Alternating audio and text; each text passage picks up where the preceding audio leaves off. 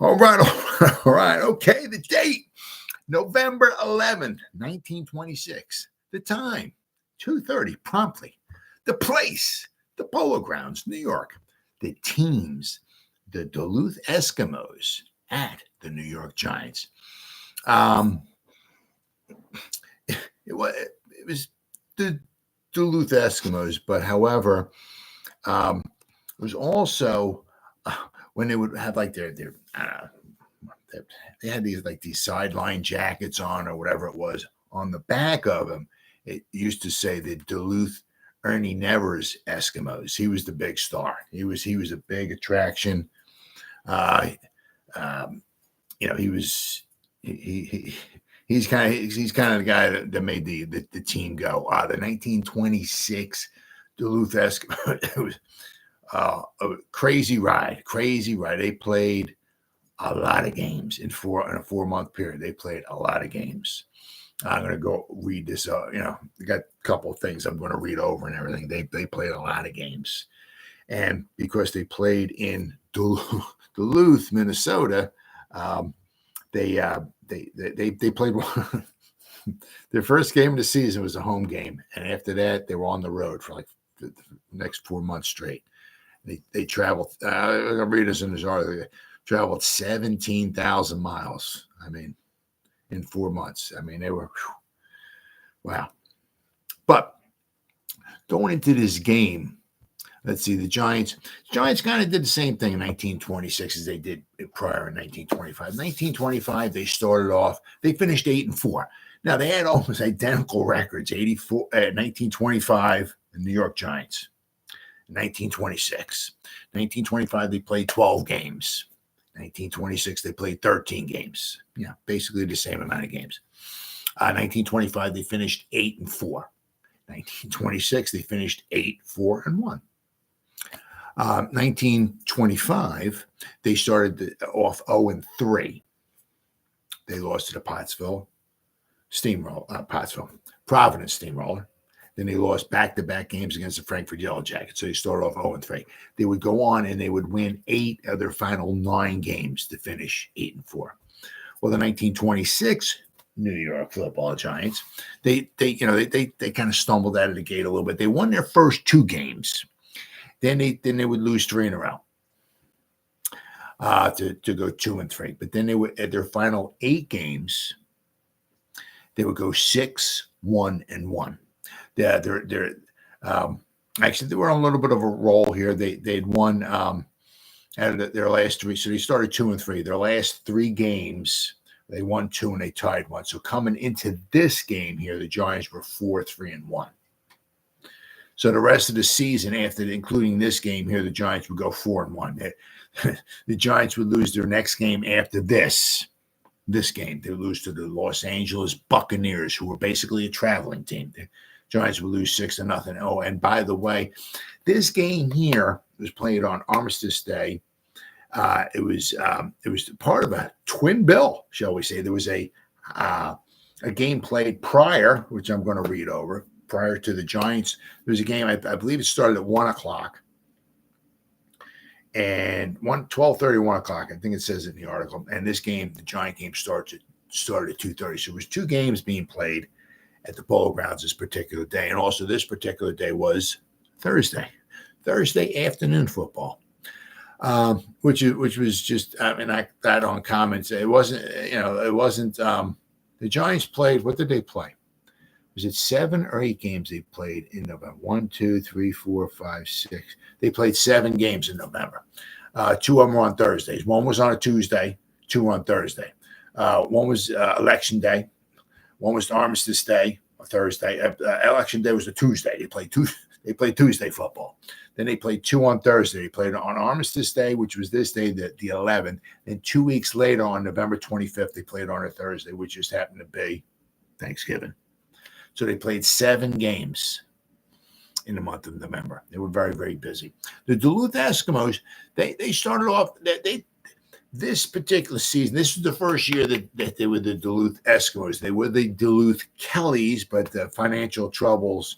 And once again, I'm going to read a couple articles here to give you a little background on the Duluth Kellys. how they turned into the Duluth Eskimos, how they turned into the Orange Tornadoes, and then the following season, how they would turn into the Newark Tornadoes, and then how they would disband after that, right? They really wasn't like the Orange Tornadoes and the Newark Tornadoes really didn't have anything to do, for the most part, with the Duluth Eskimos, but the Duluth Eskimos this particular season, they started off hot and then they started simmering down. They where are we at here? They started off, they were 4-1-1, and then they tied a game against the Detroit Panthers 0-0. So they started off 4-1-2. And at that particular point in time, after 7 games, you only have 1 loss. You're still in the hunt. Still in the hunt for the overall championship, because the overall championship back then, anywhere from 1920 to 1932, 32's got a asterisk next to it, because the 32 wound up being the finals had to be decided. The championship had to be decided by a playoff game, because the Portsmouth Spartans and the Chicago Bears both had records of 6-1. Both had the same winning percentage, so they had to face off against one another in a hockey arena in the Chicago where Blackhawks played to decide the outcome. But basically, for the most part, from 1920 to 1932, the overall championship was supposed to be decided by the best winning percentage. So when the Duluth Eskimos came into this game at 4-1-2, they only had 1 loss. They were basically 4-1. The ties did not count, so they were 4-1. So the winning percentage was 800. So that still allowed them. That still kept them in, for the most part, the championship race. They would take a hit after this game here. Spoiler alert: the Giants would win this game. Came down to the last minute of play. Very exciting game. Ernie Nevers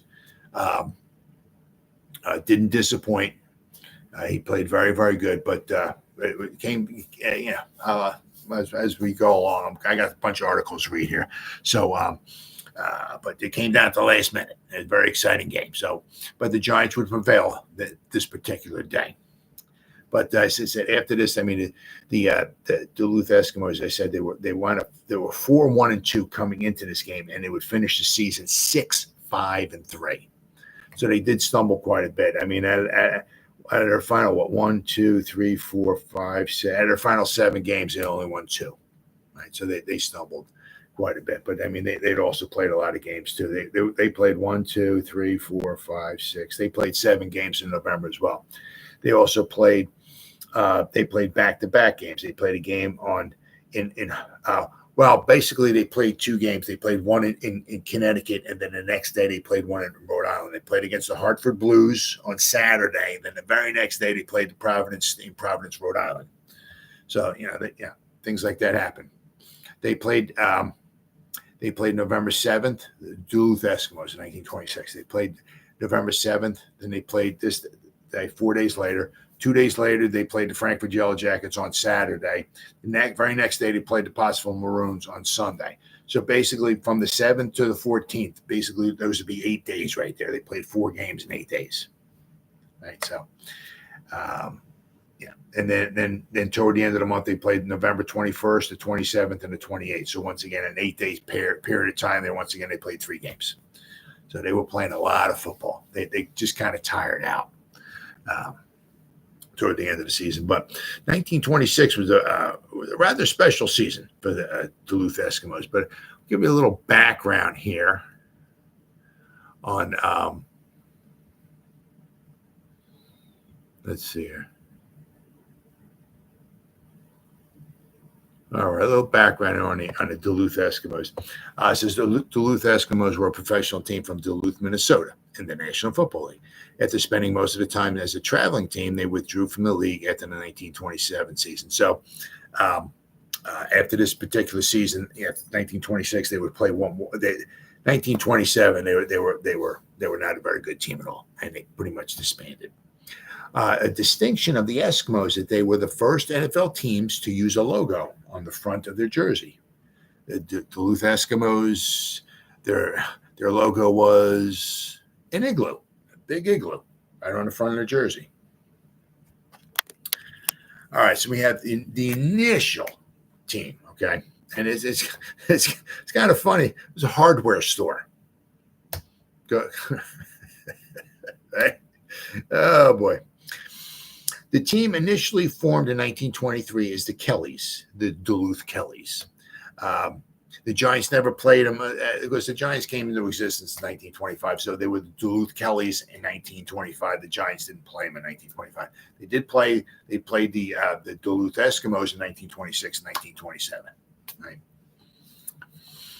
Right. Let's see. So they were initially formed in 1923 as the Kellys, after the Kelly Duluth hardware store. The team joined the National Football League on July 28, 1923. The team was put together by Kelly Duluth hardware store owner M.C. Gerbert, with the help of Dewey Scanlon, a college graduate who played football at Valparaiso University in Indiana. The Kellys, residing in the northernmost city in the NFL at the time, had the disadvantage of not being able to play at home during late November and early December due to the harsh winters in the northern Minnesota. So a lot of times they were just a traveling team. And it was the same thing in this particular season too. Their first game of the season, right? They played at home against the Kansas City Cowboys. They would win 7-0, and after that, every game was on the road. They played one game at home, September 19th, and every game after that, they were on the road.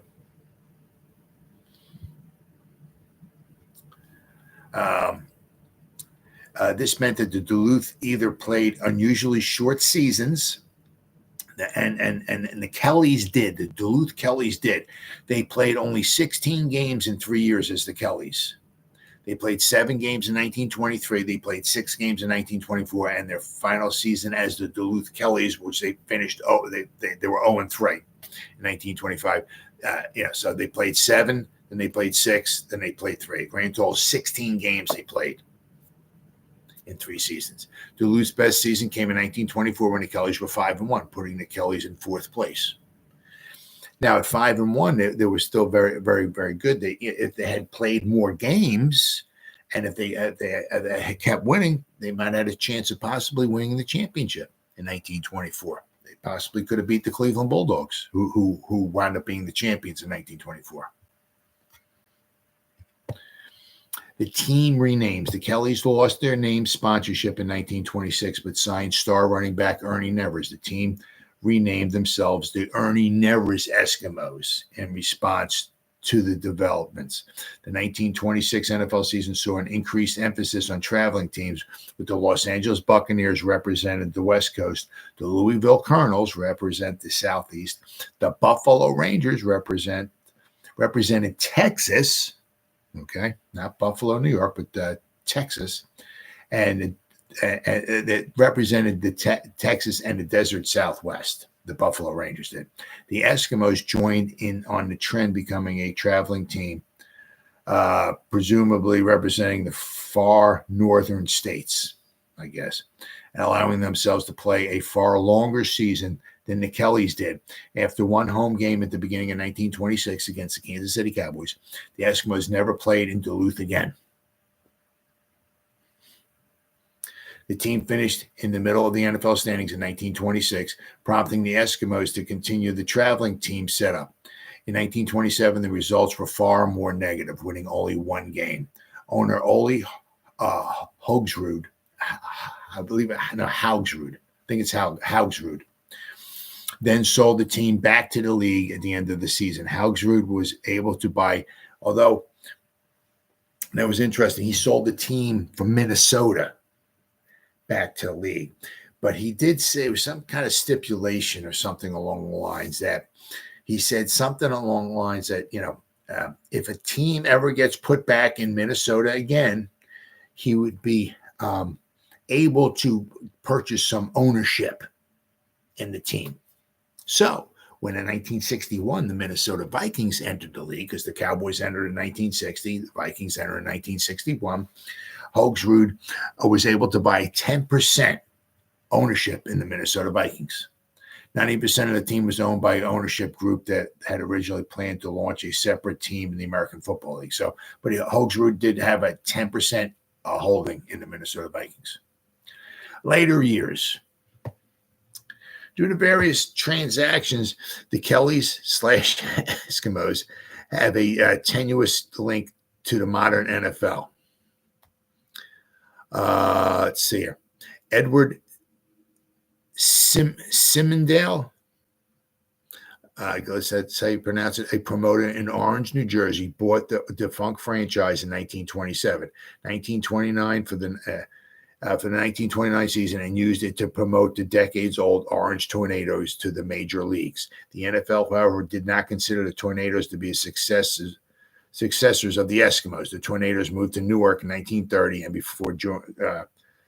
before going back to the minors when Simondale, I think that's how you pronounce it, handed the franchise rights back to the league. It was understood that the first new expansion team of the 1931 season would receive the Tornadoes' old franchise. Because of the Great Depression, no buyer was found, and the league ended up putting the franchise on the field as the Cleveland Indians under new collective ownership. So, but basically it was kind of like, they were the Duluth Kellys. They went to the Duluth Eskimos, and after 1927, they disbanded. And then the 28th, there was nothing. And then kind of in roundabout way, they kind of bought the rights, I think, to the team. And they Orange, New Jersey, which is up, I'm in South Jersey. So they're up North Jersey, by right around where the Giants play, Orange, New Jersey. And then the next season, they became the Newark Tornadoes. So Orange, New Jersey, and Newark, they're up North Jersey, right? And after that, they no longer played in the NFL. Let's see here. We got this little thing here. September 19th, 1926. Excuse me. The Duluth Eskimos win their first and only home game of 1926. On this day in Duluth, in 1926, September 19th, the Duluth Eskimos defeated the Kansas City Cowboys 7-0 at Athletic Park and never played another game at Duluth for the rest of their legendary 29-game season. The struggling league had designated both squads as traveling teams, the Cowboys and the Eskimos, in part because they were distant from other NFL teams, most of which represented cities along the Great Lakes and East Coast. Also, the Eskimos' Ernie Nevers was already a nationally known athletic with star power, and the Cowboys knew how to put on a show. The Cowboys arrived 5 days earlier and spent their time practicing and scrimmaging local high school teams. According to Eskimos historian Chuck Frederick, on Saturday, September 18th, the Cowboys displayed the pizzazz that led the NFL to designate the franchise a road team. In every town they visited, they rented horses and marched in full outfits to the stadium, with players from the other team participating as well, too. Oh, and this is 1926 they're talking about. They did this. The Cowboys did the same thing the year before when the Giants played them. November 22nd, the Giants played them. 1925, November 22nd, they would beat them 9-3. But on the 22nd, probably pretty much like the 21st, because it was on a Sunday game. So pretty much it was either maybe Friday and Saturday. The Cowboys came into town and their players had like cowboy outfits on, and they were walking around town. And they actually had some people, the followers too, right? So it was almost like a show going on, right? But I mean, a lot of the players had like cowboy hats and vests and all kinds of stuff. So they played the part. Let's see. One march down Broadway Avenue in New York attracted upwards of 50,000 spectators. In Duluth, they marched along the West Superior Street from downtown to the hastily renovated stadium. Duluthians ate it up, despite manager Dewey Scanlon's promise that Ernie Nevers will put all his resources on the field in an attempt to win the game and by a comfortable score. It was in Jack Underwood, a Hinckley native, who picked up a Cowboys fumble and walked into the end zone for the game's only touchdown. Over the next 4 months, the Eskimos covered 17,000 miles by playing 13 regular season games and 16 exhibition games. Absolutely freaking crazy. Let's see what do we got here. Okay. Let's see. So in 1926, that year, the 26-year-old team manager, Ole Hogsrud from Superior, Wisconsin, purchased the team and convinced the high school friend of All-American Stanford running back Ernie Nevers to join the team. The Kelly Duluth would be renamed the Duluth Eskimos and known nationwide as Ernie Nevers Eskimos. And Nevers led the Eskimos, played professionally, and he played professional basketball in Chicago, and he pitched in the majors all in the same year. Ernie Nevers was an outstanding athlete. Nevers' national popularity guaranteed ticket sales, so the Eskimos agreed to play all but one game on the road that season, a move NFL President Joe Carr said saved the NFL. I'm not so sure about that, but, you know. Nevers was joined by future Hall of Famers Johnny Blood McNally and Walt Kiesling, as well as local boys. There's some other local boys. George Hallis, owner George Hallis, would later call this group the 1926 Duluth Eskimos. He said the greatest football team ever put together. They began the year with the NFL's first ever training camp. held in Two Harbors, Minnesota. Then they played one game at home before hitting the road to cover 17,000 miles, playing 13 regular season games and 16 non-league games in 4 months. They often took the field with only 13 players. That's not many substitutes. They have 2 substitutes. Right? Nevers played all those 29 games. He played all but 29 minutes of the 29 hours the Eskimos were on the field. So basically, he missed one half of football. In 29 games, he missed basically one half of football. That is freaking absolutely incredible. Let's see. They played to a 6-5-3 record in their NFL games, with one of those being a 0-0 draw in Green Bay. That was their second game of the season. They played in Duluth, and after that, they went and they played the game in Green Bay. Along the way, the Eskimos became national celebrities, known for their signature Mackinac jackets. Oh, that's right. Custom made for the team by Duluth's Patrick Wolin Mills. They were also the first team in the NFL to have logos on their uniform. They had an igloo, which were white trimmed in deep blue. It was said the Eskimos took 2 showers, this is true too, after the game. The first one was to wash their uniforms, and the second was to wash them because they had no time to do laundry. Because basically after the game was over, they had to basically run to, I guess, to catch a train to go get their next game. Because, if they had to go, whatever, a couple hundred miles or something like that, it was not like today where the train just, right? I mean, it could take a long time to get there. Yeah. So they were saying is that, so after the game was over, they would turn the showers on, right? And they would have their uniforms on, and they would just suds up their uniforms, right? And I guess rinse it off. And then they would take the uniforms off and everything, and then they would shower themselves up. So they would have their uniforms would be clean. I guess they'd have to dry them. But the uniforms would be clean. They'd be clean. They put on, I guess, their street clothes on, and they'd go off to their next game, right? It was also promoted that kind of what I was reading is that how they would get paid, right? The owner, he said, he couldn't afford to pay him a lot of money, all right. But what he did say, I believe I read it somewhere along the line, was, they went on this 29-game road trip, right? But he said, if you lose, you get $50. If you tie, I'll give you $60. If you win, you get $75, right? He didn't have a lot of money, right, to pay. But what he did was he tried to schedule as many games as possible.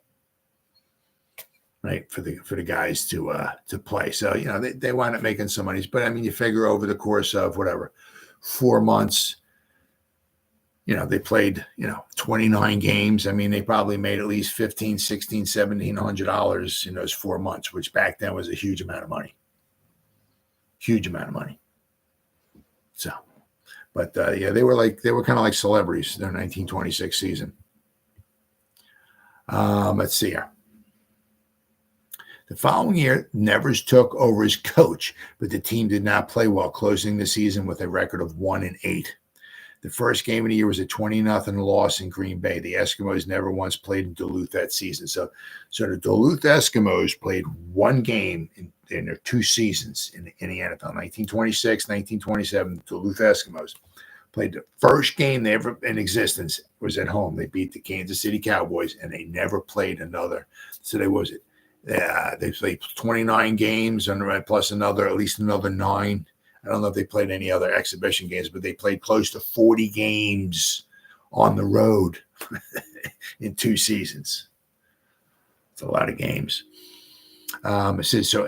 So after the 27 season, the Eskimos folded.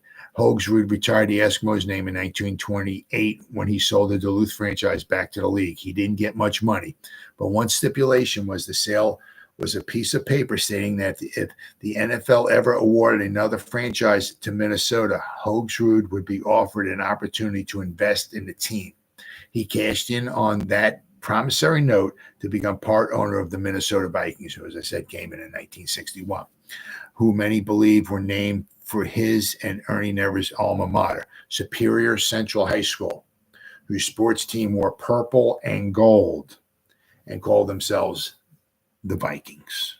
So he also recruited Bud Grant to coach the Vikings as well, too. So, all right, and what we got here? I got just a little thing here. All right, so we got the Duluth Eskimos were founded by a promoter named Ole Hogsrud, who brought the struggling Duluth Kellys from the NFL for a dollar. Okay. Hogsrud also convinced his good friend Ernie Nevers to play for the team. What we love about Duluth Eskimos story is that it tells the grit of the football in Minnesota in the beginning. Let's see. While Nevers was one of football's first celebrities, nobody wanted to come to Duluth to play the Eskimos in the cold weather. And, we got maybe a little global warming kind of going on right now. But, you go back 100 years. Oh, yeah. There was no global warming back then. Once like November, December, it rolled around in the northern part, like Minnesota and all, cold, very cold. Everywhere they went, in 1926, Duluth Eskimos, they were met by crowds. They wore these iconic Mackinac jackets. Train stations were lined with fans cheering for them everywhere they arrived. Not just because of the great marketing, but because they were good. Chuck Frederick, the author of the book Leatherheads of the North, says the Eskimos were the first NFL team to hold training camp, first team to huddle before a play, and the first team to wear a logo, which was an igloo, on their uniform. Their barnstorming tour of the country was so popular that the NFL's then commissioner credited them with rescuing the struggling league from financial ruin. I don't know about that, but it is what it is. I definitely believe that, Frederick said. If it wasn't for the Duluth Eskimos, the NFL wouldn't be around today. The NFL would have gone bankrupt like so many other upstart leagues. There was too much competition. After their first successful season, the Eskimos were left out in the cold. The traveling team only won one game in 1927 and folded in 1928. Yeah, so all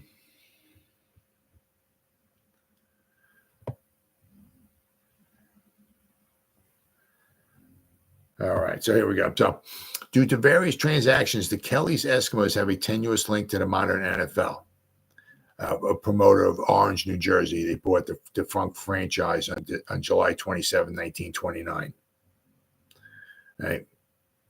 So as I said, they became the Orange Tornadoes in 1929, and then in 1930 they became the Newark.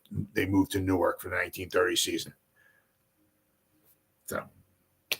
that pretty much wraps up this short history. I mean, basically, they were the Duluth team basically from 1923 to 1927. They really don't have many ties at all to the Tornadoes of 1929, 1930. But stuff like that's just fascinating. How teams just pop up and change names. And they started by kind of like an owner of a hardware store. And this stuff like that is absolutely crazy. All right, so we got,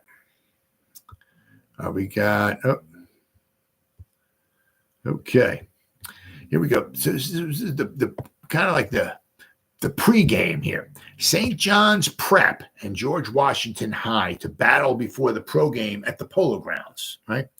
Ernie Nevers, who is compared with Jim Thorpe, Red Grange, and other leading stars in collegiate football, will lead his Duluth Eskimos, one of the strong contenders for the National League football title. At the time, they were. When they came into this game, the Duluth Eskimos, they were certainly, without question, competing for the title because they only had one loss, right? For the National Football League title into action against the Giants at the Polo Grounds on Thursday in the main part of a football doubleheader. St. John's Prep of Brooklyn and the George Washington High School will open the Armistice Day program at 1 o'clock. The professional game starting at 2:30. So basically, the high school game was on from like 1 to 2:30. And then the Giants, 2:30, their game started. Games didn't last very long back then, especially when you're doing a lot of running. Right. Let's see, it says here, other stars with the Eskimos are Kelly and G. Rooney of Northwestern and Fitzgibbons of Creighton, who will carry out the ground-gaining assignments along with Nevers. The line possesses plenty of weight and power to test the giant forwards to the limits. Hinky Hayne, Walter Koppisch, Jack McBride, and Texas Grigg will compromise the starting backfield for the Alexander coach-driven 11, or the New York Giants. Carney will be at the end, and Joe Alexander, Doc Alexander, right? He's their coach. Joe Doc Alexander, 1926 Giants. He's their coach, player coach. They will return to a regular center berth. The other line positions will probably see the regulars start. All servicemen in uniform will be the guests of President Tim Mara of the Giants. All right. So as I said, there's a high school game going on beforehand. All right. So now what we got here, got some different articles to read here, and like it's kind of like it never fails, right? The last one I read was the last game that I covered, right, was the New York Giants. They beat the Chicago Cardinals. Well, the thing about that was I read 3 different articles. All right, and it's stuff like this. It never fails. I mean, there's coverage, but a lot of times, the figures, the stats, the numbers, sometimes the starting lineup, sometimes the substitutes. It's different, right? So in the 3 different articles I read about the game, the last game, which was on November 7th, Sunday, November 7th, right? This is 4 days later, they're playing another game. But when the Giants played the Cardinals on November 7th, I read 3 different articles. One article said there was 10,000 people. Another article said there was 8,000 people in attendance. And the third one said there was 5,000 people in attendance. Hinky Haynes had a long touchdown run. Right, the Giants would wind up winning 20-0. Okay, they kicked all 3 extra points, but the first one, it was called. There was a holding penalty. Okay, on it.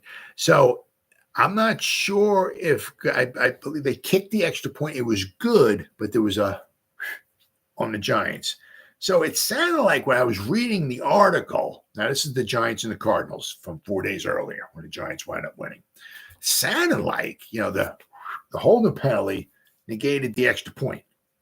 Didn't sound like there was a retry or nothing like that. I'm not sure. Or unless they moved them back, I think it was 15 yards is for the penalty, and maybe they missed it. But anyway, one of the touchdowns was was a long touchdown run by Hinkie Haynes. Okay, he's the Giants star. He was the Giants star from 1925. He did very good in 1926. He played professional baseball. He was a very good athlete. But anyway, Hinkie Haynes had a long touchdown run.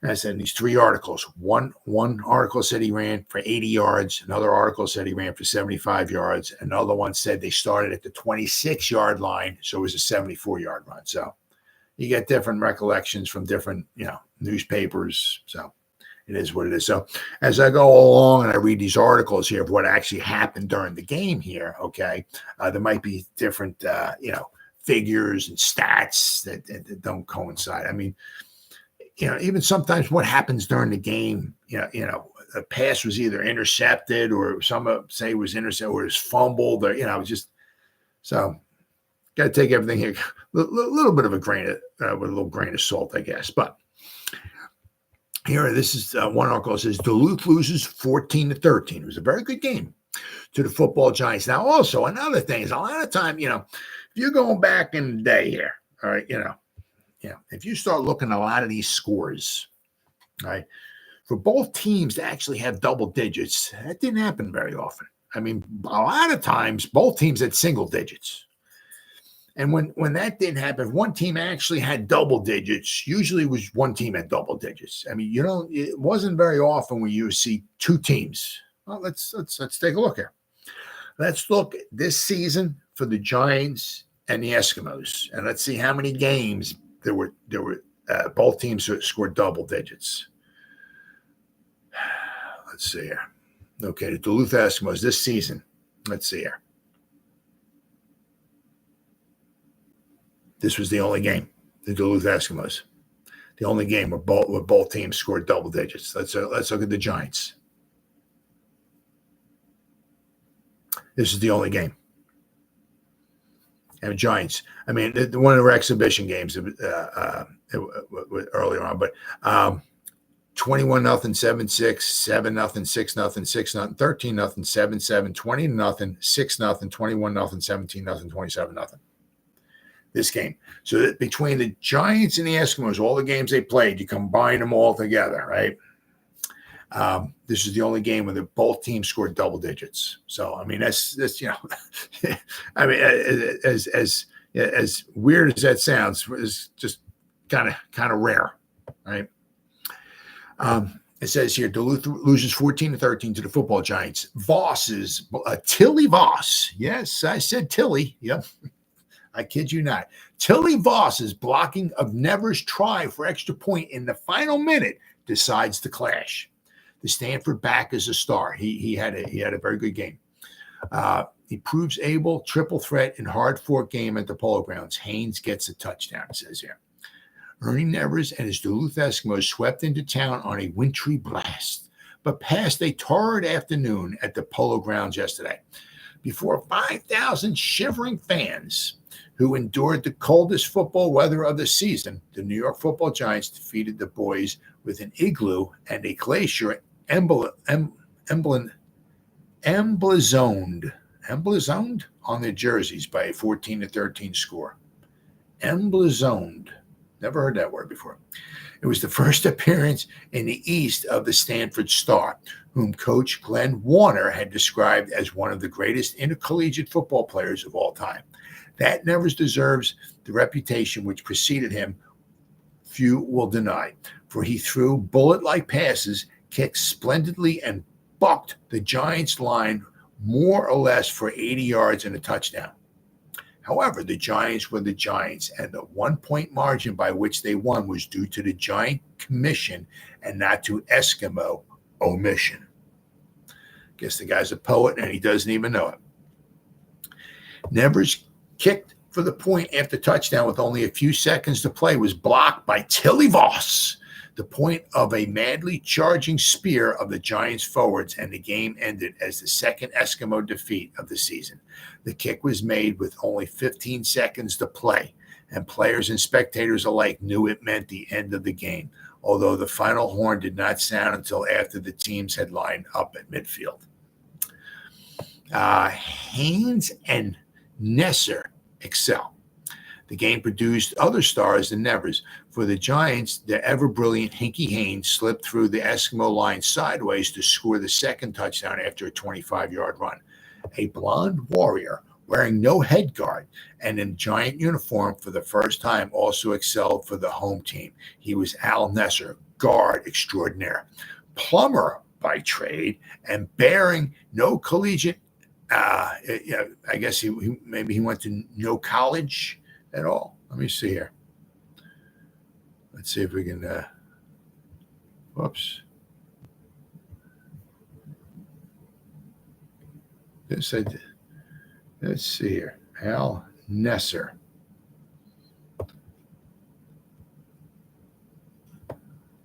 Let's see here. Yep, no college. Yep, there was two guys the year before for the Giants. One was Jim Thorpe, and the other guy's escaping me at this particular point. But there was two guys for the Giants in 1925 on their roster, and there are 29 guys who didn't go to college. All right. Let's see here. Murtaugh of Georgetown had been knocked out. Okay. When Nesser got into the game after Murtaugh of Georgetown had been knocked out, the Eskimos knew that plumbers could play football as well as lay pipe. On Nevers' side, the Rooney brothers, J and C, listed in the program as independent, made quite as much trouble for the Giants defenders at one stage of the game as Nevers did later. All in all, it was a game as the Giants have played this season. In the clubhouse after the fray, Hinkie Haynes and Joe Alexander, both of whom had played against Red Grange, they played in 1925. They played Red Grange, who played for the Bears. They played them in the Polo Grounds December 6, 1925, and then they played against they didn't play against Red Grange because Red Grange didn't play the following week, but they played the Bears once again the following week on December 13th, 1925. It wasn't called Wrigley Field at the time. I think it was called like Cubs Park, I believe it was called. But he didn't play for the Bears because he was injured. But they're talking about the Red Grange. Hinkie Haynes and Joe Alexander, who played against Red Grange, was the game in 1925. Was at the Polo Grounds, December 6, 1925. They said they much preferred stopping the galloping ghost to the Stanford Glacier. Certainly the latter was irresistible. Nevers kicked off to start the game, and the Giants marched steadily down the field to score a touchdown in the first 5 minutes. Wow. McBride scored the touchdown and the extra point and did most of the ball carrying. McBride was a very good kicker. Very good kicker. His final season in 1924 in college, he led all college kickers. It doesn't sound like much, but he had 11 successful field goal tries in 1924, and he was like tied for second, I think, the most in college. He had 90 points, scored 90 points. But he was a very good kicker. Very good kicker. Let's see here. Those who wanted to know at this stage of the game where the highly touted Nevers had got his reputation had only to wait for the second kickoff. The Eskimos with Rooney and Nevers carrying the ball used up the next 5 minutes in scoring a touchdown to equalize the score. Nevers gained this extra point. In this march, Nevers passed to Rooney for 40 yards, and the other Rooney bumped the line in two runs of 20 and 15 yards, respectively. Nevers carried the ball over on a two-yard line buck. All right. Giants missed some field goals. In the second period, the Giants got two chances at field goals, but both failed. In the third period, Haynes intercepted a forward pass and ran it to the 33-yard line. A pass from Carney and a line buck gave a first down, and then Haynes slipped through the line on a reverse play for 25 yards and a touchdown. Nevers was not in the lineup when this occurred, having been knocked out on an earlier play. Guys got knocked out a lot back then. The Giants, however, lifted the football rules and permitted him to come back into the game after the touchdown. Now, apparently there were certain rules about when a guy can come back into play. And apparently he couldn't come back in yet. But as it says right here, the Giants, however, very sportsmanlike of them, allowed maybe the best player in all of football to come back onto the field. And he made him pay for it, right? He made him pay for it. So they let him come back on the field after he got knocked out. That almost caused the tie. For after the Giants failed at another try for a field goal, never started from their own 20-yard line. And this is their last chance. The Eskimos, their last chance. He started from the 20-yard line and banged and slammed his way 80 yards for a score. Nothing seemed to stop him in this march. So I guess it was a scoring drive. That's what it sounds like here. He went like 80 yards. Nothing seemed to stop him in this march. Started with 6 first downs. So it was a long, sustained marching drive. 6 first downs. You get 6 back then. You get 6 first downs on one drive.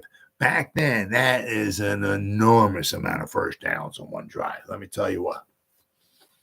Some teams don't even get 6 first downs in a whole game, much less 6 first downs on one drive. And Nevers was cheered when he went over the line. Then it was that Voss blocked his kick. Then we have the lineup. Tilly Voss was the left end. Steve Owens, right, who would be the future head coach of the Giants from 1931 to 1953. He was also, I believe, the interim head coach, him and Benny Friedman, for the final 2 games of the 1930 season. But starting in 1931 and 1953, he was the head coach of the Giants. But Steve Owens was the left tackle. Joe Doc Alexander was the left guard. He was also the head coach for the Giants in this 1926 season. Murtaugh was the center. Williams was the right guard. John Alexander was the right tackle. Carney was the right end. Grigg was the quarterback. This is the starting lineups, right, that they have. Haynes was the left halfback. Hogan was the right halfback. And McBride was the fullback. The Eskimos, Murray was the left end. Jay Rooney was the left tackle. Manlin was the left guard. Stein was the center. Blood, I think it's Johnny Blood, I think it is, was the right guard. Gayer was the right tackle. Underwood was the right end. Kelly was the quarterback. Cobb was the left halfback. C. Rooney was the right halfback, and the fullback was Ernie Nevers. Let's see where we got here. Substitutions. Joe Alexander went in for Murtaugh. Nesser went in for Joe Alexander. Let's see here. For the Eskimos, Fitzgibbons went in for Nevers. Nevers went back in for Fitzgibbons. I guess that's when Fitzgibbons went in for Nevers when Nevers, I guess, got knocked out. So Fitzgibbons was in the game. The Giants allowed Nevers to come back in the game, so Nevers went back in for Fitzgibbons, I guess. Kessling went in for Gayer, and Method went in for Manlin. All right. Now, it also has here, and every now and then you see this. It says time of periods, 12 minutes. So I'm not sure if it was 12-minute periods or exactly what, but that's what it has right there. All right. We got this. Here we go. Another article here. Nevers' whole team loses to the Giants by 14-13 score. Despite the single-handed efforts of Ernie Nevers, last year's Pacific Coast football sensation, the Duluth Eskimos team bowed in defeat to the New York Giants at the Polo Grounds. The score was 14-13. It was Nevers who scored both of the Eskimos' touchdowns. Place kicked the extra point and provided all or most of the thrills on the field. At the conclusion of the collegiate contest last year, Pop Warner was quoted as saying that in his estimation, Ernie Nevers was even greater than Jim Thorpe. Wow. Those that read his story with skeptical eyes saw the truth of Warner's statement at yesterday's professional football game. It was Nevers that punted, Nevers that threw accurate passes, Nevers that knifed the line with amazing success and regularity. It was Nevers to such great extent that the Giants finally sat on him and he was forced out of the game. I guess they sat on him. I guess that knocked him out, I guess. The score at the time read 7-7. So Ernie sat on the sidelines with a clear conscience.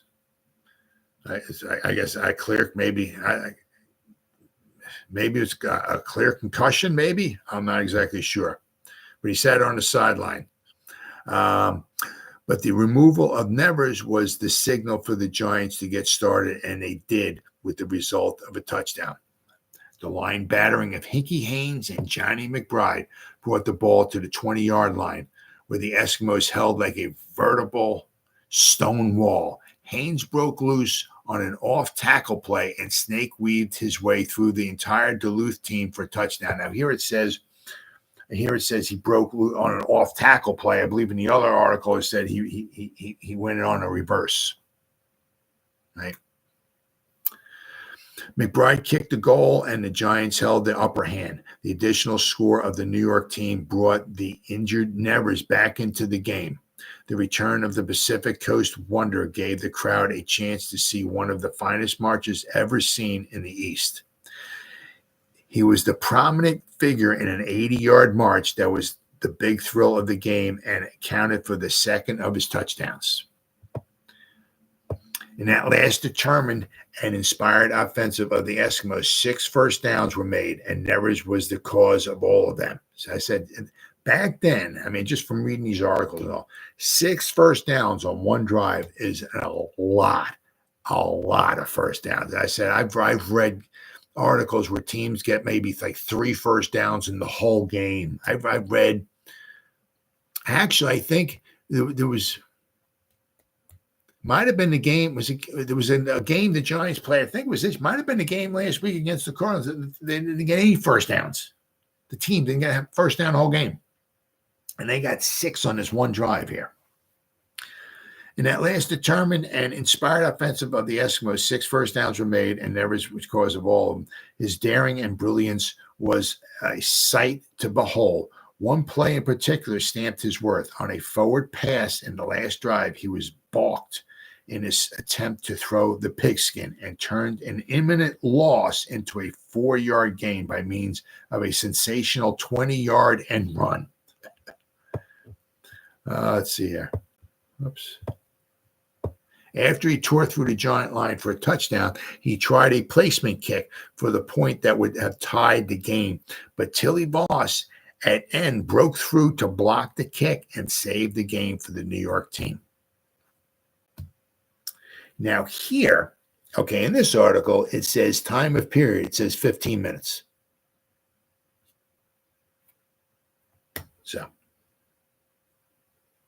And here it says Bednar went in for Murtaugh. This is for the Giant substitutes. It says Bednar went in for Murtaugh and Joe Alexander went in for Bednar.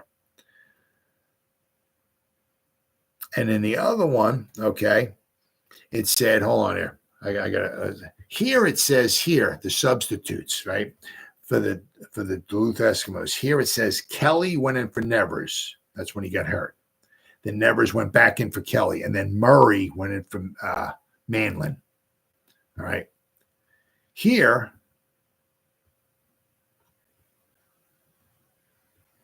it says Fitzgibbons went in for Nevers, and Nevers went in for Fitzgibbons. So one guy says it was Fitzgibbons, and Nevers substituted for each other. Here it said Kelly went in for Nevers. Once again, it's a lot of this stuff you got to kind of take with a little grain of salt here. All right, we got another one here. What do we got here on time? Okay, yeah, I got time. I can certainly read this other one here. Let me get crack-a-lack in here. So, all right, let's see here. New York triumphs 14-13 when Tilly Voss, blocks the tying point. Giant end breaks through and smothers attempt for point after last touchdown. Famous All-American fullback scores all 13 points for the losers in big game. Eskimos marched 80 yards to make their second touchdown. Ernie Nevers, chief of the Duluth Eskimos, also wrecked the Armistice Day activities. Almost wrecked the Armistice Day activities of the New York Giants on the football field at the Polo Grounds this afternoon. He made a touchdown in the final period when there was about 5 minutes left to play, and if he had made the extra point from placement, the score would have been 14-14 in favor of nobody. But just as Nevers drew back his foot to boot the ball, the United States Tank Corps, represented by Walter C. Voss, former private first class, hurled himself from the left end of the Giants line and blocked the kick. So the Giants defeated the Eskimos by a score of 14-13. Says Nevers plays well. Nevers nominated for the All-American football team last year because of his work with the Leland Stanford 11. He was from Stanford University. Was the outstanding Eskimo. Without him, the game would have been uninteresting. He got away a few nice passes, but for the most part, the Giants kept the Eskimos covered all too well. Many times, Nevers seeking to pass and finding no one to pass to had to carry the ball himself. So basically, just talk it and ran. It was on these occasions and at times when he devoted himself to line plunging that Nevers was most diverting. He scored all 13 points for the Eskimos, making a touchdown and the extra point from the placement in the first period and coming back into the game in the middle of the last period to bear the brunt of a charge which started from his own 20-yard line and kept on going for a distance of 80 yards for a touchdown. It was immediately thereafter that Tilly Voss gave an imitation of a small tank going into action and blocked the kick, which would have tied the score. Nevers' head was laid out just after the second half started, and he was on the bench wrapped in blankets during the third period and part of the fourth. It was while he was absent that the Giants made the 7 points, which was sufficient for the victory. All right, so here, and this one here, let's see. It says this one says Murphy went in for Nevers. So the one article says Fitzgibbons. This one says Murphy. So you got to take them all with a little grain of salt. It's sometimes there's no physical evidence. There's no video. Let's see the tape of the game. Who came in for Nevers when he got injured? And Nevers went about his business on vindicating his admirers as the Duluth Eskimos managed. And 'tis whispered, promoted by Mr. Nevers himself, were defeated by the New York Giants by a score of 14-13 at the Polo Grounds. The surroundings under which Nevers demonstrated his claim to the greatest of the modern players was drab, dull, and dreary. There were less than 3,000 in the stands. The wind was raw and biting, and the sun had just dropped behind the Coogan's Bluff when Nevers really began to find himself. In the first half, the Coast Towhead played brilliant football, such as no man need be ashamed of, but such as a dozen other men might play. In the second play of the third period, Nevers was knocked bow-legged by the bald-headed of Al Nesser of Columbus. But Ernie was far from finished, though he retired to a bundle of blankets on the sidelines and remained there submerged until late in the fourth period. Then, although in violation of the rule covering the return of players in the same half, so he got knocked out in the third quarter. He should have been done for the game, according to the rules, So, one more time. Then, although in violation of the rule covering the return of a player, whether it's just for simple substitution or because he got injured, he came out in the third quarter. He should have been done for the game. Right? I mean, it is what it is. It doesn't really matter. It ain't going to change history. It's not going to change the championship of the 26th season. Nothing like that. He should have stayed out. But apparently, what the one article said, the Giants allowed him to come back in the game. Nevers dashed back into the game. His dynamic personality fired his mates to such an extent that they braced sufficiently to force the Giants to resort to a drop kick. The kick failed, and Nevers led a one-man offensive down the field. So I guess the Giants were up 14-7. They had a chance at a drop kick, and it failed. So they had a chance. If they kicked the drop kick, they could have a chance to go up maybe 17-7, and then the game definitely would have been. They were up by 2 scores. There's no Patrick Mahomes down there, and there's no, you got 5 minutes or 2, 3, 4, 5 minutes to go, you're not scoring 13 times like they do nowadays. That's not happening. So if they went up 17-7 with about 5 minutes left to go in the game was pretty much over. But they missed. So apparently they might have missed like at least 2 kicks. The Giants did, if not 3, in this game, field goals. Which certainly would have put the game out of reach. But let's see here. Ernie Nevers. He passed sharply and accurately thrice in succession before the Giants' secondary flung a defense that checked the air attack of the Eskimos.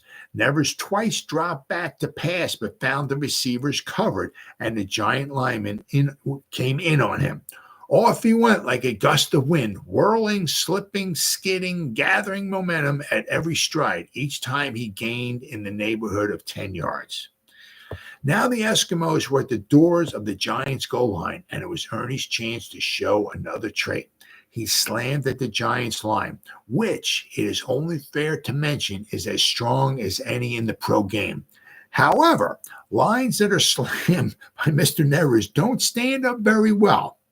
This was no exception, and Ernie Nevers shot over the top to a touchdown to cap a march of 80 yards. Ernie also scored the first touchdown, kicked the goal, and was a big factor in that touchdown being scored.